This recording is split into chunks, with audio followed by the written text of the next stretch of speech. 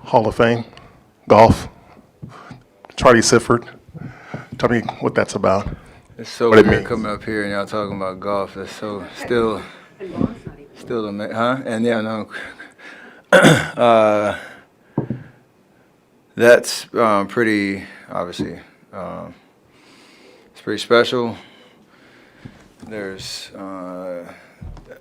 not many names from a black golfer perspective that ring a bell like Lee Elder, Charlie Sifford, obviously Tiger, some others. So Charlie Sifford Award and recognizing creating opportunity and diversity representation in the game means a lot. It's hopefully a validator of the work that we're doing. Underrated Golf Tour, Howard, some hopefully things in the pipeline to keep that energy and momentum going. And a call that hopefully things are slowly changing, and obviously that means more work needs to be done, but there's a lot of ambassadors and champions and people who have supported me and my ventures on this mission, so definitely appreciative and grateful for that too. Before the basketball question, one more question on this. What are the other ways you're seeing this become bigger and bigger as you go along? I mean, each year it seems like, even month by month, it seems to be growing.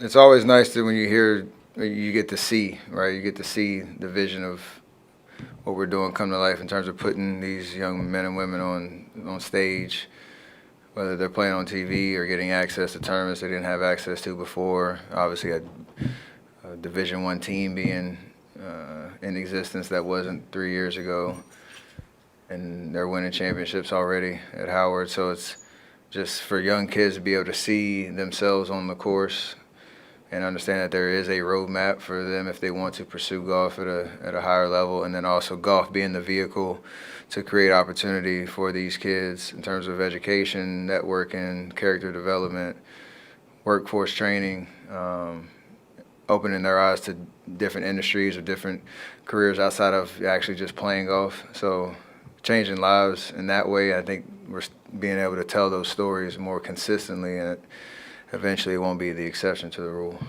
Steve has been saying that one of the things you guys have to address is defense after last season. And I asked him today, what is he seeing so far? And first two words were bad defense. What are you seeing on defense, and what do you think has to happen to get where it wants to be? And obviously Draymond's absence is a factor. That's definitely a factor. It's also working out the kinks of this particular group, understanding our strengths and weaknesses, and the attention to detail on how we're going to defend, and when it comes to like just technique and how you're guarding on ball, off ball, the communication in terms of the calls that we're making. Those things have to be in sync, because when they're not, then you're out of position. Then your size shows, or your lack of size shows at times, and then you're fouling, giving up offensive rebounds. So there's a cycle to it. So we're starting with the details of watching film after every preseason game, showing the good clips, showing the bad clips. We don't need to show the fouls, because those are the results of bad defense. And if, obviously you're putting the Lakers on the line 30-plus times. Sacramento, I don't know how much it was, but there were a lot of bad fouls in that situation. So he calls it winning the margins, and those are the things we have to do better, knowing that every team's going to score 95, 100 just because we're all NBA players, but can you keep it around that number on a nightly basis? That would give us a good chance to win on most nights. Steph, obviously Brandon has really made an effort to study you and learn from you early on. What have you thought about just what he's been able to do so far, and his eagerness to soak up everything from you? He's a very confident guy, and he feels like he belongs and knows he belongs, and he works. And he has a very true style that he understands how it's going to translate to the league and how he can make an influence or an impact on the game. And then studying the process of how we prepare for practice games, how we see the game, asking questions. So he's very active in that part of, reaching out and trying to, gather as much knowledge as he can. And then when he's out there playing, you all can already tell, y'all see him, he's got a presence about him. So that's what you want to see from a rookie coming in. Be fearless, understand you have a lot to learn, but go out and compete, and he's been doing it. How have you seen Jonathan grow, like, personally, over the past, 6 or 7 months maybe? I don't know how he would explain it, but just what you see is him embracing the challenge of what's in front of him. I know he, as a competitor and somebody who, was on a fast track to the league, I'm sure he wanted to be playing more minutes early and, have more to show for his first 2 years. But at the end of the day, it's really just about him understanding the best is yet to come for him, and if he can take in all the learning lessons that he's gotten over the last 2 years, the patience and the work that he's put in, that there is a role for him, there's a way for him to help us win games, and that will be rewarded in the long run. So I would say probably just the patience, I think, of how he's approaching things, and that's just, you see him play, he's not patient, like he's aggressive and all that. I'm just saying just more the mindset of let it come to you, and don't have to really force anything, just keep getting better. That's how everybody, in this league has gotten, who's made it deep into their careers and been rewarded financially with wins and all that type of stuff. That's how you get there. Steph, you have a stability that is almost throwback, like Celtics, Lakers, in terms of the three of you guys have been together 12 years. Steve's been here 10 years. I'm just wondering how appreciative you are of realizing how rare that is in professional sports, and what kind of an advantage do you think it gives you? I'm definitely appreciative and understanding that you have to win to make that happen, but you also have to have the right combination of personalities and just understanding and know-how to maintain what we have for so long.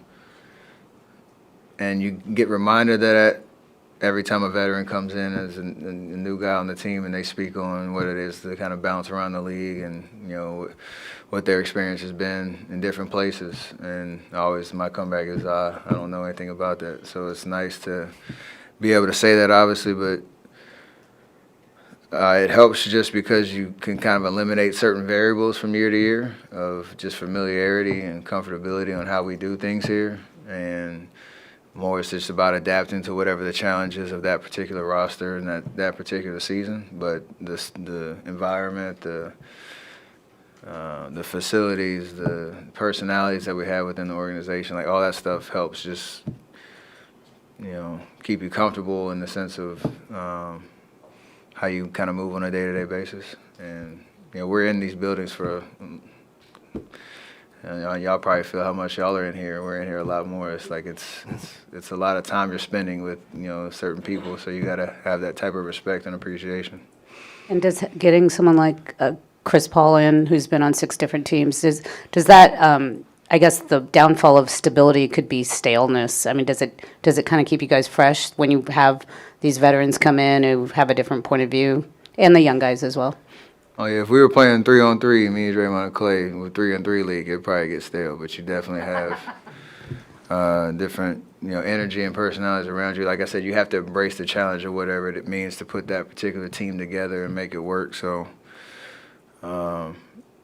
we've had different guys come in from different places, and we've tried to make it work, and we've succeeded most of the time, and we hope we can do it again this year.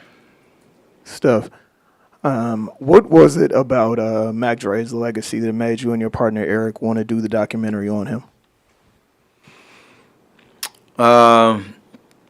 Mostly just the ability for, understanding how much he impacted not just hip-hop culture, but culture in general. And talking about, I played 10 years in Oakland, the Thiz face and all this stuff. There was moments where, you could kind of, tip your cap and have a subtle nod to who he was and his presence within the Bay, within Oakland.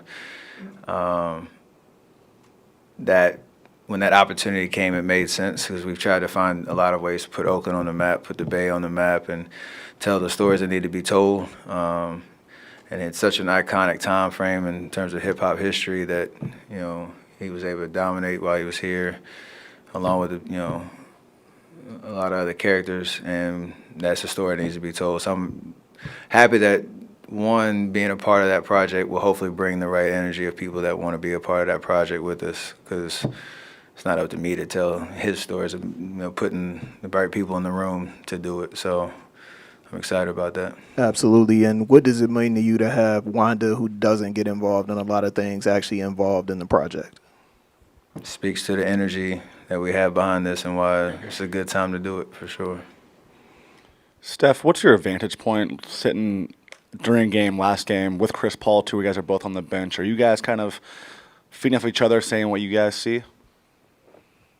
Yeah, we've talked a lot. That's the one good thing about high IQ guys that are, one, we both love basketball. Like, watching, I think we were laughing because, what game was it?